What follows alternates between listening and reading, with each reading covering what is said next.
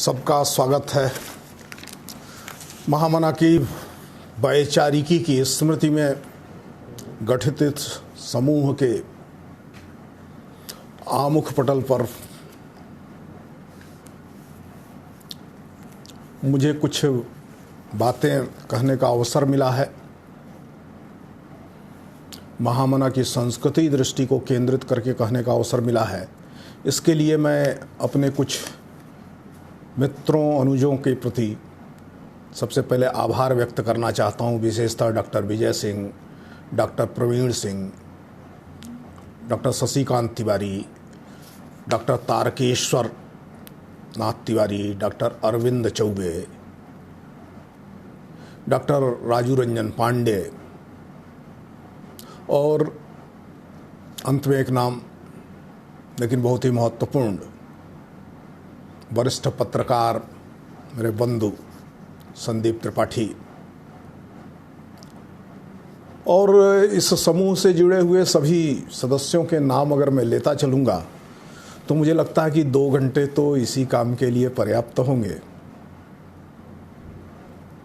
इसलिए इन नामोल्लेख के साथ मैं मानता हूँ कि सबके नाम मैंने ले डाले हैं, सबको याद कर डाला है। मालवीय जी की संस्कृति दृष्टि पर चर्चा करनी है। मालवीय जी की संस्कृति दृष्टि को समझना भारत को समझना है, भारतीयता को समझना है, मानवता के कल्याण के लिए किस प्रकार की सभ्यता निर्मित होनी चाहिए, किस प्रकार से सभ्यता का सांस्कृतिक आधान होना चाहिए, इस बात को समझना है।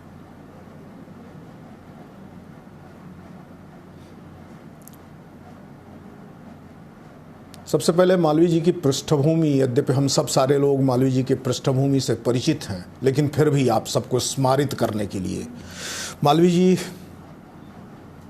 का जन्म एक ऐसे परिवार में हुआ था जहां प्रतिदिन का भोजन बने, 2 वक्त चूल्हा जले, ये एक चुनौती थी। इस चुनौती के बीच कलकत्ता विश्वविद्यालय से बीए तक की पढ़ाई करना, कोई भी टूट जाए अपने को किसी काम धंधे में लगा ले, कुछ नहीं तो जो पुश्तैनी कार्य था, पारंपरिक कार्य था, जिसको बाद में मालवीय जी गौरवपूर्ण ढंग से अपने नाम के साथ लगाते रहे जब उन्होंने वकालत छोड़ी, उसके बाद कथा वाचन का, पौरोहित्य का कार्य, उसी कार्य में लग जाए। बीए की पढ़ाई करने के बाद पारिवारिक कारणों से 1884 में ही एक हाई स्कूल में असिस्टेंट मास्टर बने, लेकिन ज्ञान पिपासा के लिए ला किया। 1893-94 से लेकर के 1911 तक प्रैक्टिस की। 1911 में 50 वर्ष की उम्र में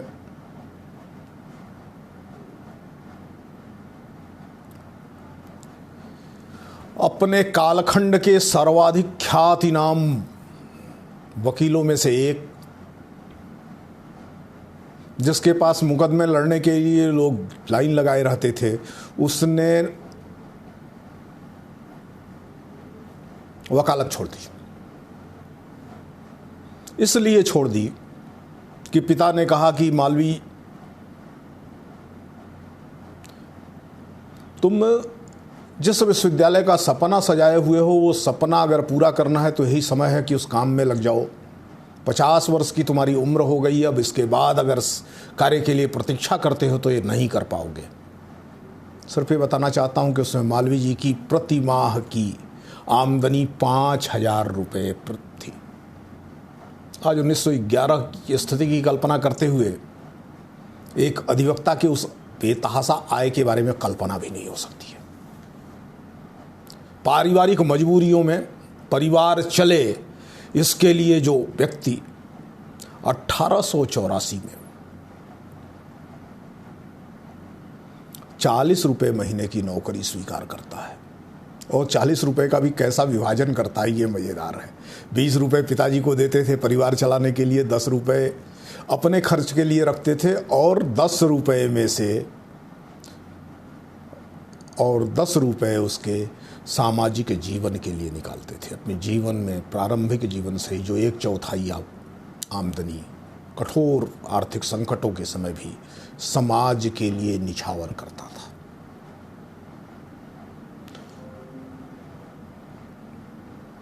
ऐसा व्यक्तित्व परिवार को ज़रूरत थी।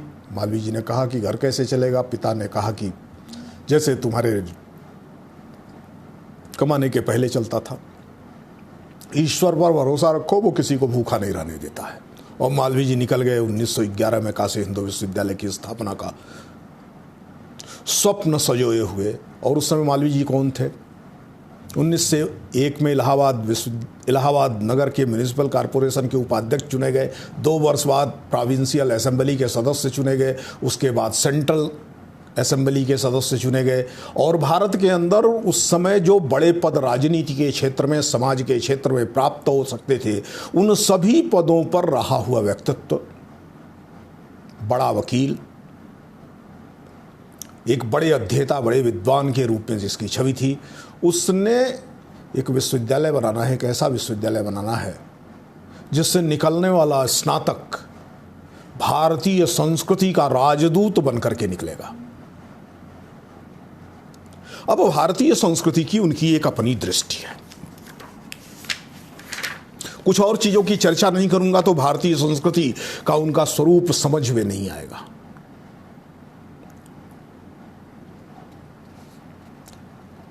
किंतु मालवीय जी के जीवन से हम सब परिचित हैं, इसलिए उसका लोभ भी संवरित कर रहा हूं।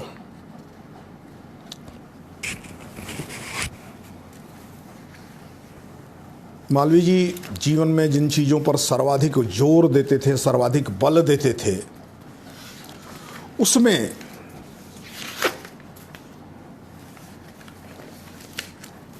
संस्कृति बहुत ही महत्वपूर्ण है। अब संस्कृति क्या है? जब तक संस्कृति को नहीं समझेंगे तब तक बात समझ में नहीं आएगी। संस्कृति वह नहीं है जिन अर्थों में आज दुनिया ग्रहण करने लगी है। मैं तो सिर्फ मालवीय जी की परंपरा के एक चिंतक, मालवीय जी के बनाए विश्वविद्यालय के कुलपति भी रहे आचार्य नरेंद्र देव के शब्द यहाँ जरूर उद्धृत करूँगा। संस्कृति को समझने के लिए शायद उससे आसान कोई तरीका भी नहीं हो सकता है। संस्कृति चित्त की खेती है।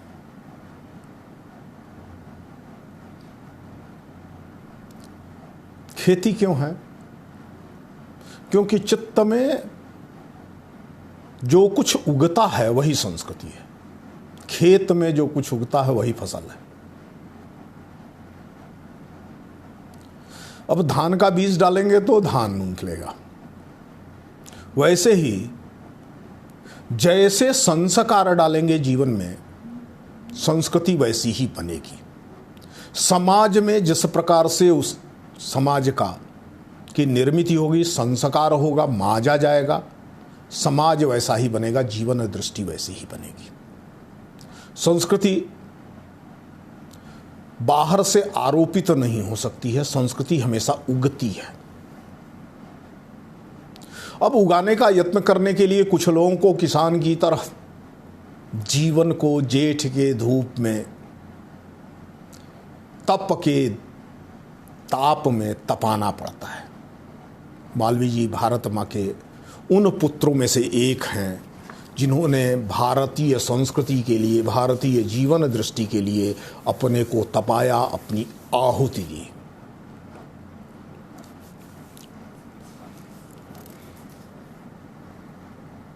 जिसने जीवन भर यह स्पष्ट रूप से कहा कि धर्ममय जीवन के अतिरिक्त अन्य कोई जीवन को समझने का, जानने का रास्ता नहीं है। जो धर्ममय जीवन को जानता है वही वस्तुतः जीवन को जानता है। मालवीय जी के लिए संस्कृति और धर्म, इसमें से कोई अंतर भी नहीं है। मालवीय जी बार बार एक चीज कहते हैं जिसको समझे बिना शायद हम कुछ नहीं कर सकते, कि धर्म, सनातन धर्म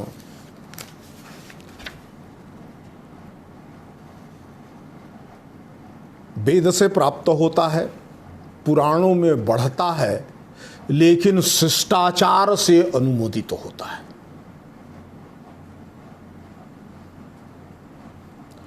और शिष्टाचार से अनुमोदित नहीं है, शिष्ट जनों के आचार से अगर उसका प्रमाणन नहीं होता है तो वह धर्म नहीं है।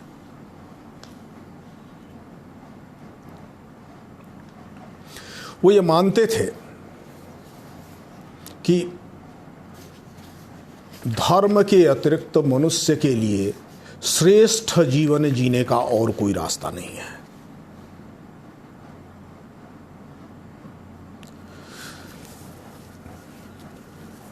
वह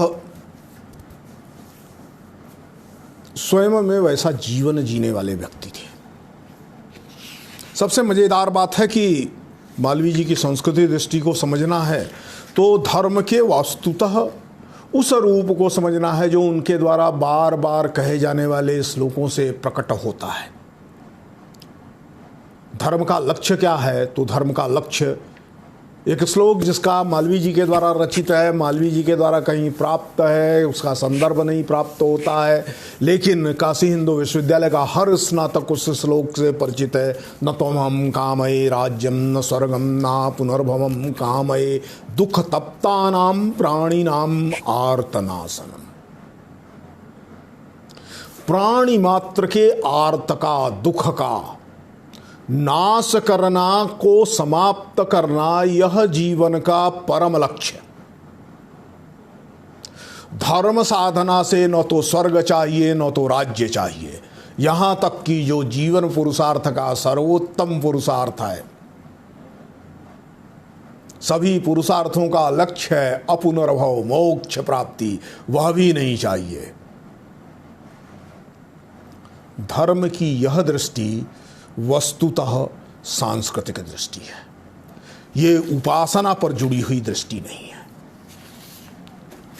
यह किसी देव विग्रह की पूजा की दृष्टि नहीं है। यह दृष्टि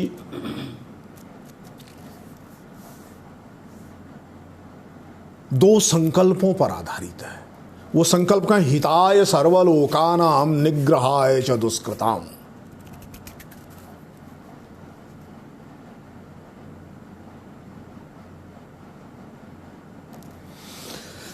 हिताय सर्वलोकानां, संपूर्ण लोक का हित करना, समाज का नहीं, मनुष्यों का ही सिर्फ हित नहीं करना है। लोक वो है जहां तक हमारी दृष्टि जाती है, जहां तक हमारी इंद्रियां ज्ञान प्राप्त करती हैं, वहां तक यह विस्तृण अनुभव गम्य संसार लोक है। इस सबका हित होना चाहिए। और जो दुष्कृत्य करते हैं उनका निग्रह होना चाहिए, उनका नियंत्रण होना चाहिए, उनको दंड देना चाहिए। होगा कैसे? तो इसका जो रास्ता है, उस रास्ते की चर्चा उन्होंने बार बार की है। हम में से बहुतों को याद भी होंगे वो श्लोक, मैं इसलिए उनका बार बार पुनरुच्चारण कर रहा हूं क्योंकि यही है जहां मालवीय जी का सत्व अभिव्यक्त होता है। काशी हिंदू विश्वविद्यालय की बड़ी रचना मालवीय जी का शरीर है। मालवीय जी के इस शरीर की आत्मा उस विश्वविद्यालय में किस रूप में निवास करती थी, इसका विचार करना होगा। तो फिर मालवीय जी द्वारा रचित उस श्लोक की याद करिए।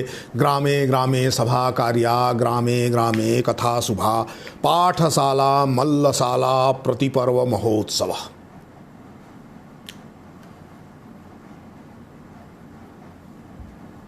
हर गांव में सभा होनी चाहिए। सभा क्या है?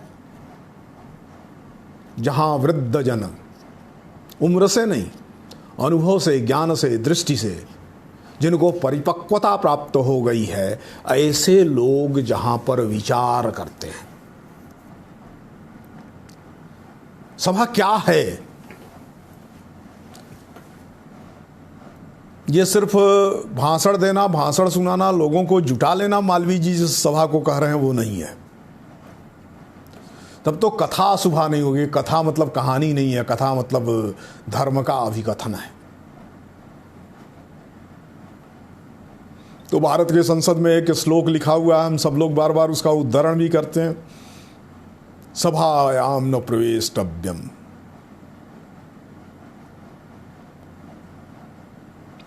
वा वक्तव्यम समंजसम अब्रुवन बिब्रुवन वा नरो भवति किल्विषि। सभा वो है जिसमें जाना ही नहीं चाहिए। जाने का अधिकार किसके पास है? जो समंजित बोलता है, उचित बोलता है। जो समंजित नहीं बोलता है, जो उचित नहीं बोलता है,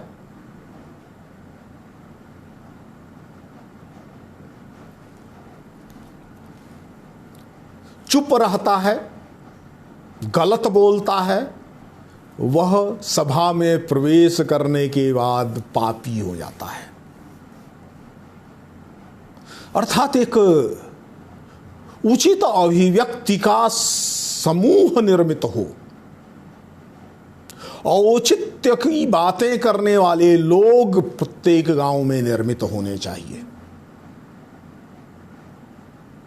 गांव दो चीजों से युक्त होना चाहिए। वो कौन सा?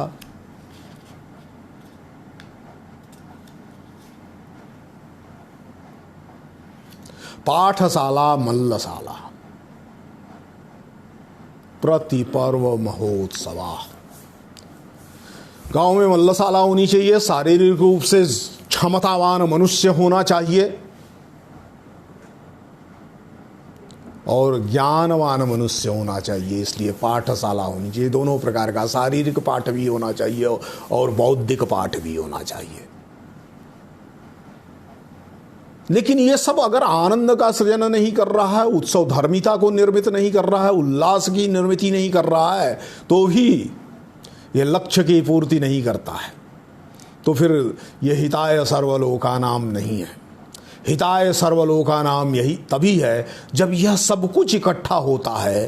पाठशाला होती है, मल्लशाला होती है, सभा होती है, सभा में समंजित बातें होती हैं, लेकिन यह प्रति पर्व हर समय उत्सव का, आनंद का वातावरण निर्मित करता है। आनंद का वातावरण कब निर्मित होगा?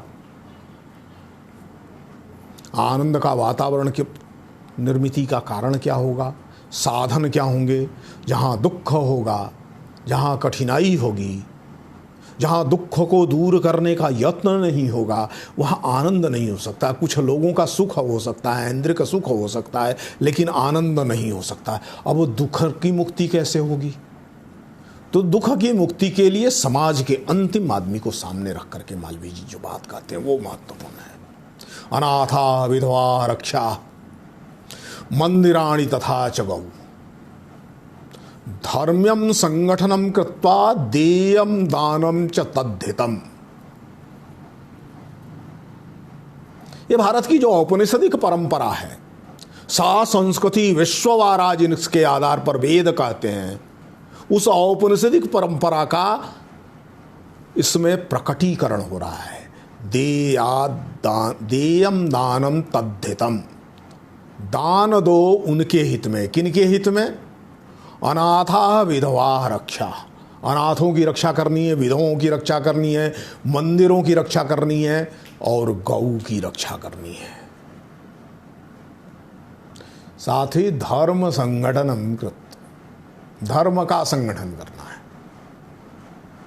धर्म संगठन नहीं करना है, धर्मानुयायियों का संगठन नहीं करना है, धर्म संगठन करना है। धर्म नहीं संगठित होता है तो समूह के संगठन का कोई अर्थ नहीं है।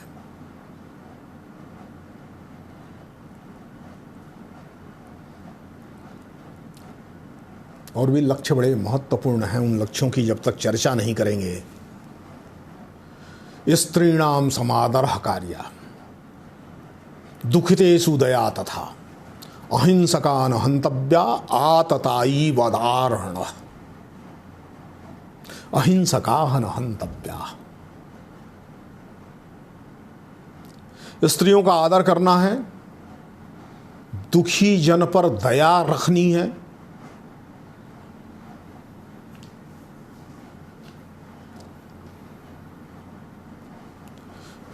अहिंसक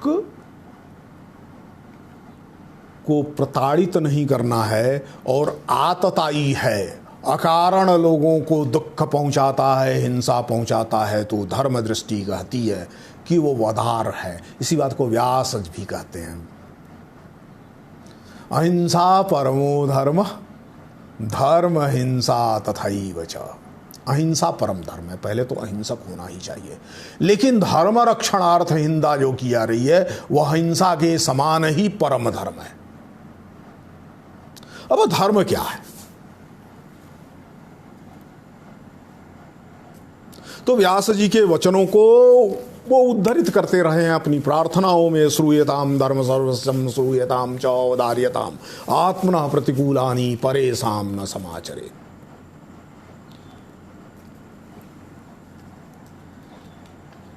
लेकिन मालवीय जी को सिर्फ इतने से नहीं समझा जा सकता है कि धर्म को सुनो और इसके अनुसार आचरण करो। और धर्म क्या है? जो काम नहीं चाहते हो तुम दूसरे तुम्हारे साथ करें, वह दूसरों के साथ न करो। सिर्फ इतने तक बात धर्म की पूरी नहीं होती है, वह भी करना है आगे जो धर्म के लिए जरूरी है। धर्म क्या है? तो ये मालवीय जी अद्भुत सनातन धर्मी है या वास्तविक सनातन धर्मी है। वह इस देश में धर्म निरपेक्षता की चर्चा किए बिना धर्म सापेक्ष जीवन जीने वाले, धार्मिक जीवन जीने वाले लोगों के माध्यम से सर्वधर्म समभाव की निर्मित और उस सर्वधर्म समभाव के आधार पर भारत की आज़ादी का स्वप्न देखने वाले हैं। मैं अपनी ओर से नहीं कह रहा हूँ, फिर मालवीय जी के श्लोक ही उद्धृत करूँगा। पारसियैर मुसलमानैर ईसाइयैर यहूदिभिः देशभक्त्यै मिलित्वा च कार्या देश समुन्नतिः। पारसी, मुसलमान, ईसाई, यहूदी देशभक्ति के साथ, देशभक्ति को सामने रख करके मिलेंगे और देश की समुन्नति के कार्य करेंगे। क्यों समुन्नति का कार्य करना है? क्योंकि भारत भूमि संपूर्ण दुनिया को रास्ता दिखाने वाली भूमि हो सकती है। गुलामी के उस कालखंड में भी इस प्रकार का विश्वास कि सभी उपासना पंथों के लोग अगर राष्ट्र को सामने रख करके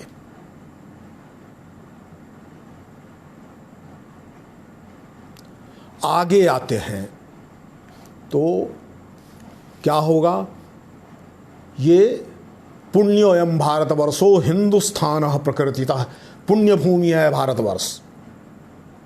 श्रीमद् भागवत भी इसी बात को होता है, विष्णु पुराण भी इसी बात को होता है। तम नाम भारतवर्षम कर्म क्षेत्रम।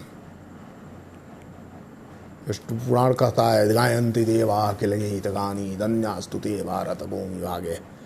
उसको उन्होंने संक्षेप के साथ, सूत्र के साथ, काल की भाषा में जो कहा है वह वरिष्ठः सर्वदेशानां धन धर्म सुख प्रदा। यह अगर यह देश शांति से मिलकर के आगे बढ़ने की बात करता है, अपने स्वाभिमान पर, अपनी संस्कृति पर, अपनी परंपराओं पर अधिष्ठित होकर के आगे बढ़ता है, तो यह सभी देशों में वरिष्ठ, प्राचीन, श्रेष्ठतम होने के नाते एक ऐसी संस्कृति का निर्माण करेगा जो मनुष्य को धन, धर्म और सुख ये तीनों प्रदान करेगा। धन धर्म के लिए, धर्म सुख के लिए। लेकिन लक्ष्य जीवन का क्या होगा?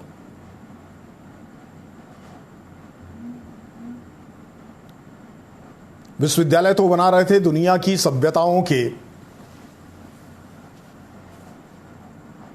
संचालन के लिए जितने भी प्रकार के विद्या स्थान हैं, सभी विद्या स्थानों का अध्यापन होगा।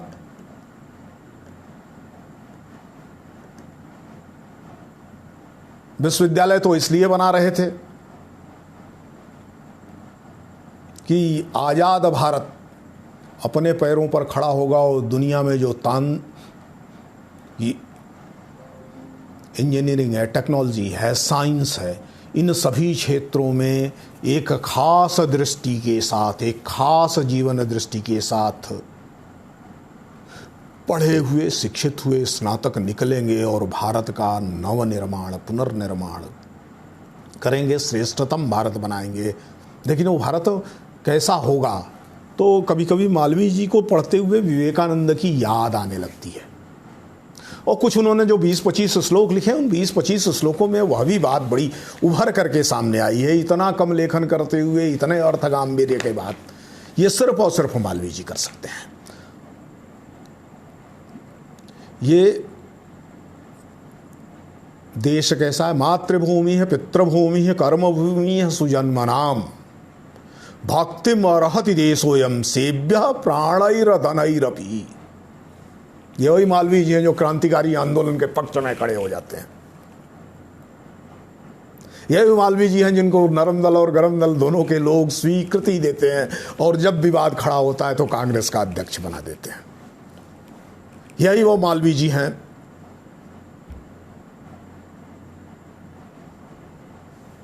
जो ये उद्घोषणा करते, भक्तिम अर्हति देशोयम सेव्यैः प्राणैर्धनैरपि।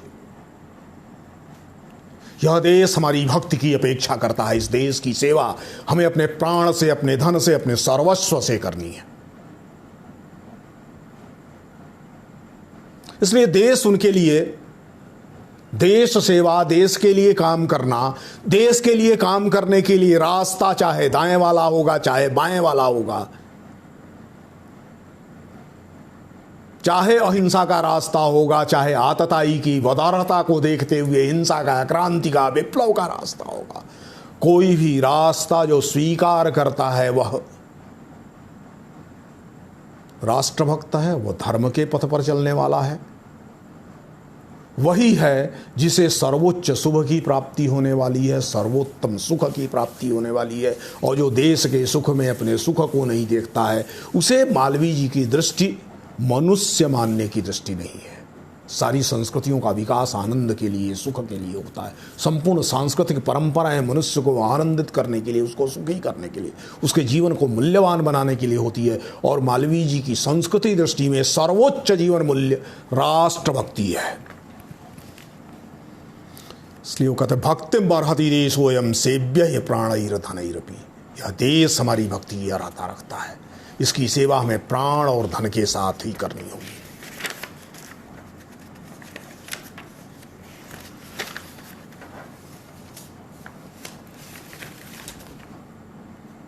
एक मालवीय जी विरचित एक प्रार्थना है, सब देवन के देव, जो हिंदू विश्वविद्यालय के हर विद्यार्थी को ध्यान में होगा।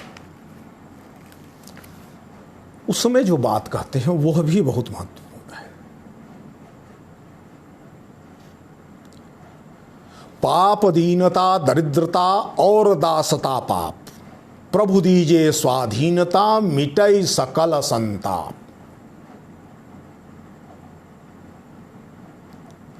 भारत की आजादी केवल राजनैतिक उत्प्रेरणा के द्वारा प्राप्त नहीं होगी। भारत की आजादी केवल राजनैतिक आजादी नहीं है, अपितु भारत की आजादी मानसिक आजादी है। भारत की आजादी आध्यात्मिक आजादी है। इसलिए जो सबसे बड़े पाप हैं वह दीनता है।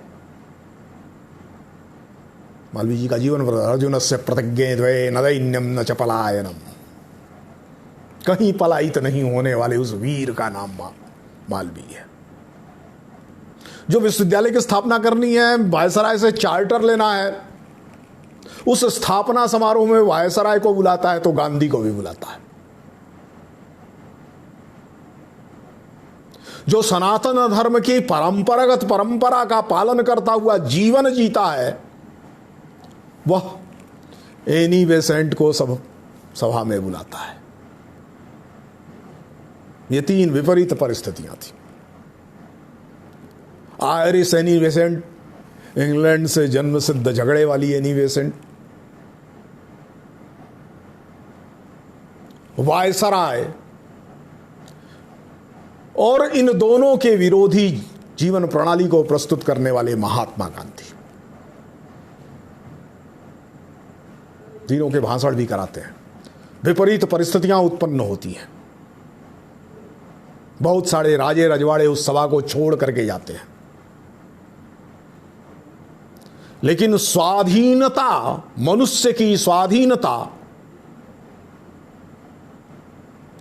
केवल राजनैतिक स्वाधीनता, केवल भौतिक स्वाधीनता नहीं, अपितु दैहिक, दैविक, भौतिक और इन सब से परे आध्यात्मिक स्वाधीनता मनुष्य मात्र का लक्ष्य है, और यही इस विश्वविद्यालय का भी लक्ष्य है। इसको स्वीकार करते हुए वो गांधी के साथ रिश्तों को बनाए रखते हैं और दीक्षांत भाषण भी कराते हैं। स्थापना के समय तो कराते ही हैं। जो अपनी प्रार्थना में, रोज की प्रार्थना में उद्घोषणा करता है,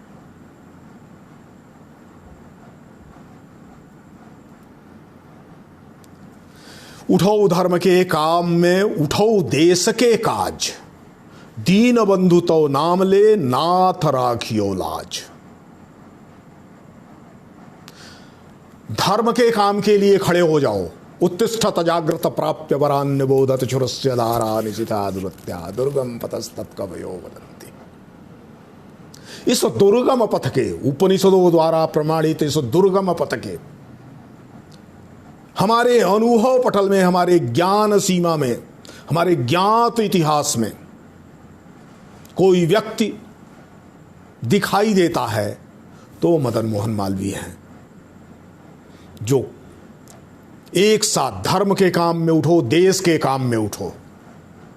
देश के काम की दृष्टि से आजादी प्राप्त करना है, धर्म के काम की दृष्टि से संपूर्ण विश्व मानवता के कल्याण की दृष्टि प्राप्त करना है। कोई तो बात रही होगी कि गांधी जैसा आदमी यह कह बैठता है कि मैं तो मालवीय महाराज का पुजारी हूं, मैं तो मालवीय महाराज में के बारे में स्तुति के वचन के सिवाय और कुछ भी नहीं कह सकता। और ये तब कह रहे हैं जब पूरा देश बापू को बापू कहता है, राष्ट्रपिता कहता है। मालवीय जी की हीरक जयंती पर लिखा गया गांधी का यह पत्र हिंदू विश्वविद्यालय के हर विद्यार्थी ने देखा है, सिर्फ मैं स्मारित करा रहा हूं।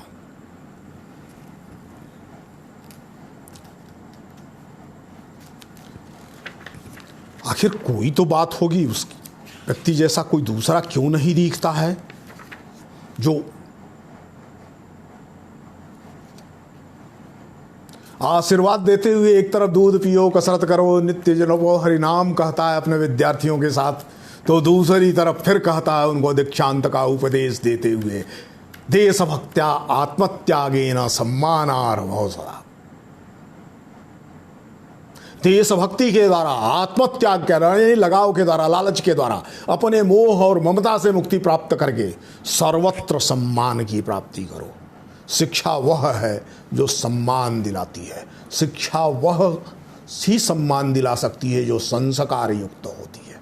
संस्कार युक्त शिक्षा ही संस्कृति का निर्माण करती है।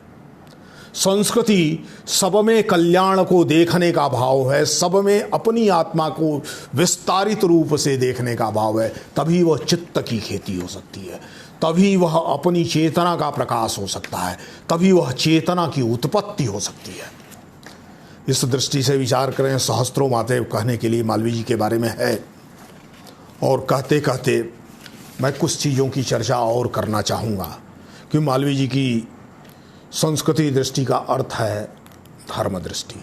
मालवीय जी की धर्म दृष्टि का अर्थ है सनातन धर्म। सनातन धर्म का अर्थ है अन्याय का प्रतिकार और न्याय के पक्ष में सर्वस्व त्याग करके खड़े होने की क्षमता की। धर्म वही है जो लोक कल्याण के लिए, लोकानुकंपा के लिए, लोकहित के लिए मनुष्य को खड़ा होने की क्षमता देता है।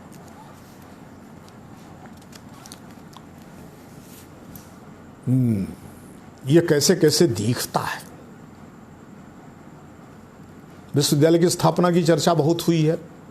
किस प्रकार से इस सत्संकल्प के साथ मालवीय जी ने बताया, अगर तय कर लिया है तो असंभव कुछ भी नहीं है। जब काशी हिंदू विश्वविद्यालय की स्थापना के प्रश्न खड़े हो गए और ये कहा कि 1 करोड़ रुपए यदि इकट्ठा कर लेंगे तब चार्टर देने पर विचार किया जाएगा।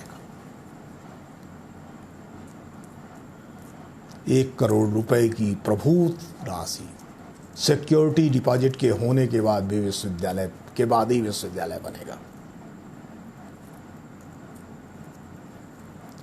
अब उस चार्टर के लिए संकल्प लिया, इकट्ठा करना है। पिता से 100 रुपए का अनुदान लेकर के चला हुआ वह अकिंचन ब्राह्मण, जिसने 1911 के बाद अपने व्यवसाय के रूप में कथावाचक लिखना प्रारंभ किया था, यत्न करते हुए 1 करोड़ 60 लाख रुपए का संग्रह करता है विश्वविद्यालय के लिए। और गांधी जी के शब्दों में कहा जाए तो दुनिया का सबसे बड़ा भिक्षु है, जो देश भर के राजे रजवाड़ों और सेठों के कोरे चेकबुक अपने पास रखता है, जितनी रकम चाहता है उतनी भर लेता है।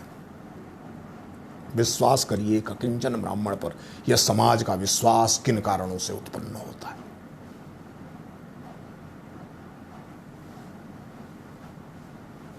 वो केवल और केवल धर्मनिष्ठा है, धर्ममय जीवन है, निर्दोष धर्ममय जीवन है। मालवीय जी की संस्कृति साधना भारतीयता की साधना है, भारत पुत्र की साधना है, भारत भाव की साधना है। ये पर दुख कातर होकर के आतताई के विरुद्ध दृढ़ प्रतिज्ञ होकर के संघर्ष करने, सभी संसाधनों के साथ संघर्ष करने, उसका प्रतिकार करने की जो भारतीय परंपरा है, उस परंपरा का भास्वर प्रतीक मूर्तिमान विग्रह 20वीं शताब्दी में हम लोगों के बीच था। ये विश्वास न होता यदि काशी हिंदू विश्वविद्यालय जैसी उनकी मूर्तिमान रचना हमारे सामने न होती। वकालत नहीं करूंगा तय कर लिया था। काशी हिंदू विश्वविद्यालय के चार्टर के अभी 3 साल ही बीते थे, जलियांवाला बाग कांड हो गया।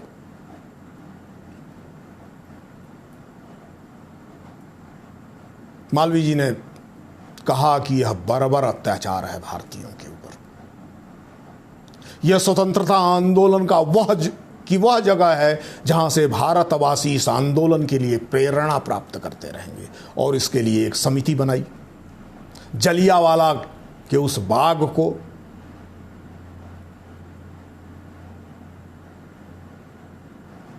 राष्ट्रीय स्मारक बनाया जाना चाहिए। इसके लिए समिति बनाई, समाज से लगभग 6 लाख रुपए इकट्ठे किए और पूरी जमीन को खरीदा।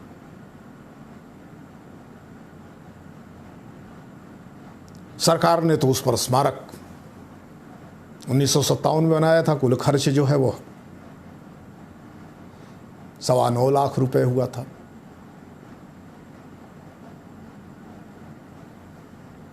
जिस जमीन पर लोग जाने से भयभीत हो रहे थे, उस जमीन को राष्ट्रीय स्मारक घोषित करना चाहिए और वायसराय का संरक्षण भी चाहिए काशी हिंदू विश्वविद्यालय को चलाने के लिए। ये केवल धर्म साधना के द्वारा संभव है, धर्म दृष्टि के स्पष्ट होने के नाते संभव है। किसी किस्म का मतभेद नहीं।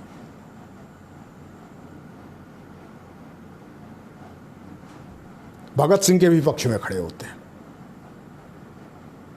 जिस चौरी चौरा के आधार पर गांधी ने आंदोलन वापस ले लिया कि हिंसा हो गई है, वह स्वतंत्रता आंदोलन का एक हिस्सा मानते हुए उन 175-77 लोगों के लिए लड़ पड़ते हैं। सबको फांसी से मुक्ति प्रदान कराते हैं। बड़ी लड़ाई है। अदालत में वो दिन हाई कोर्ट के अंदर एक वकील की दलील के बाद जस्टिस खड़ा हो जाए उसके सम्मान में, यह स्वीकृत करे कि इन दलीलों को स्वीकार करने के बाद सबको मुझे छोड़ देना चाहिए,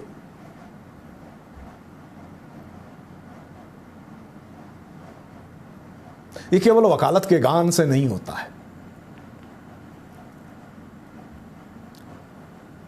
केवल विधि का ज्ञान यह नहीं उत्पन्न कर सकता, इसके लिए वाणी में जो प्रभाव चाहिए वो प्रभाव जीवन में धर्माधारित होकर के, विश्वस्त होकर के भारत माँ के लिए, इस देश के लिए, इस पुण्य भू के लिए, इस भारत भू के लिए, इस मातृभूमि के लिए, इस पितृभूमि के लिए, जो अपने श्लोकों में वो बार बार कहा करते थे, उसके लिए जीने से होता है।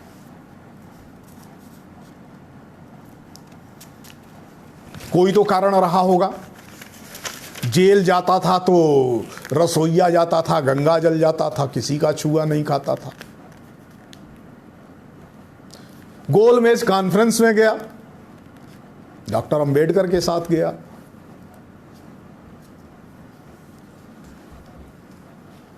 जयपुर नरेश ने तांबे के बड़े बड़े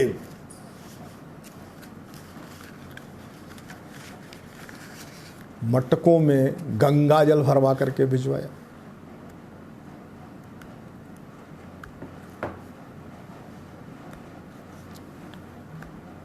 लेकिन अस्पृश्यता के विरुद्ध अम्बेडकर के आंदोलन को समर्थन देने वाला व्यक्ति भी वही है।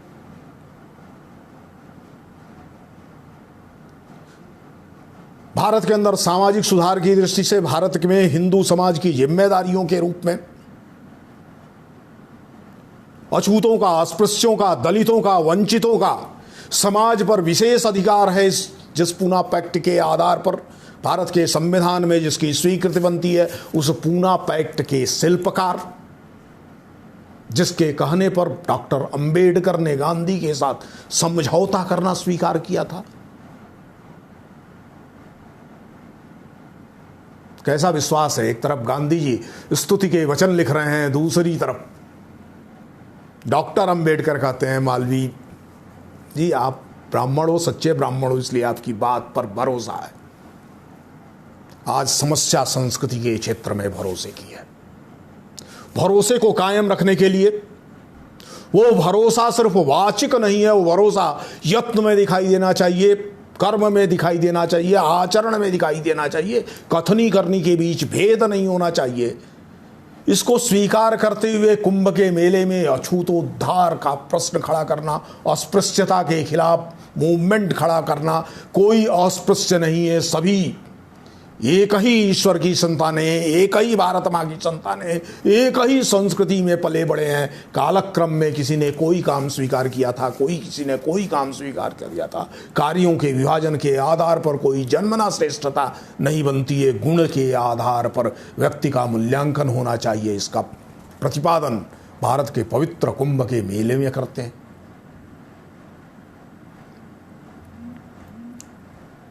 पूना से वापस लौटते हुए प्रयाग में रुकते हैं और ब्राह्मणों का एक संगठन उन्होंने बनाया था, उसका विसर्जन करते हैं। अछूत कही जाने वाली जातियों को दीक्षा देने का प्रारंभ करते हैं। इसलिए भारत का भविष्य उनको दिखाई दे रहा था। भारत मां किस प्रकार से शक्तिशाली हो सकती है, यह देश किस प्रकार से आजाद हो सकता है और आजाद देश किस प्रकार से आगे बढ़ सकता है, इसका शिक्षा के क्षेत्र में, राजनीति के क्षेत्र में, विधि के क्षेत्र में,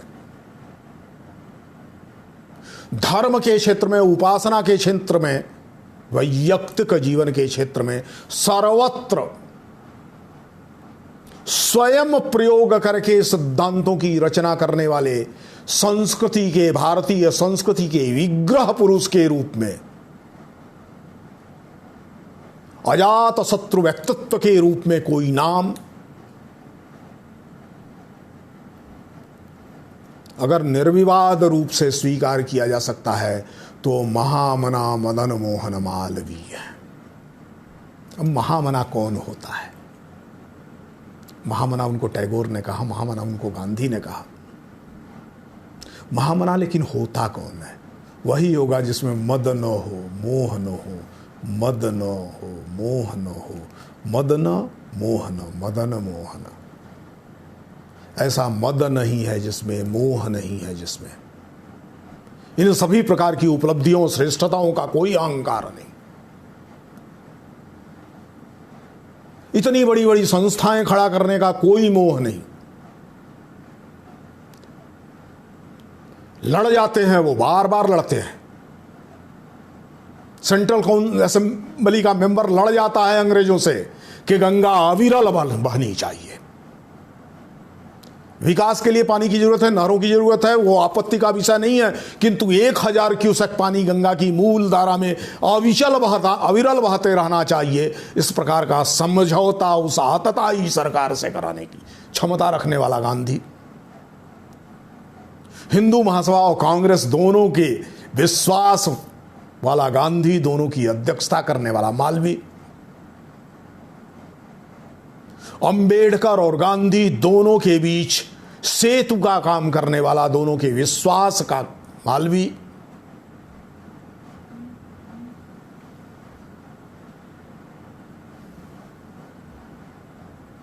बैरिस्टर मालवीय, कथावाचक मालवीय, भिक्षु मालवीय, अध्यापक मालवीय, स्वतंत्रता संग्राम सेनानी मालवीय, वृद्ध सेवी मालवीय, एक श्रेष्ठ पिता मालवीय, एक श्रेष्ठ पुत्र मालवीय। जीवन के जितने भी आयाम बनते हैं सब में निष्कलंक मालवीय, सब में सफल मालवीय, सब में श्रेष्ठता का प्रतिमान निर्मित करने वाला मालवीय। मालवीय जी का जीवन ही उनकी संस्कृति दृष्टि है। मालवीय जी का जीवन संस्कृति का मूर्तिमान स्वरूप है। मालवीय जी का जीवन संस्कारों का जीवन है, संस्कारित करने का जीवन है। एक पारस पत्थर सा जीवन जीने वाला मालवीय वस्तुतः भारत मां का श्रेष्ठतम पुत्र मालवीय। भारत के लिए आज भी अपनी संस्कृति दृष्टि के कारण से, अपनी राष्ट्रभक्ति के कारण से, अपनी वैश्विक समझ के कारण से और सभी प्रकार के सामाजिक राजनैतिक विरोधों का परिशमन करने वाले सामंजस्यकारी व्यक्तित्व के रूप में हम सब की स्मृति पटल पर बना हुआ है। हम अंत में उसको प्रणाम निवेदित करते हुए, उस महामना व्यक्ति को प्रणाम निवेदित करते हुए, उनके चरणों में नत शीर्ष होते हुए अपनी बात को समाप्त करता हूँ। वंदे मातरम।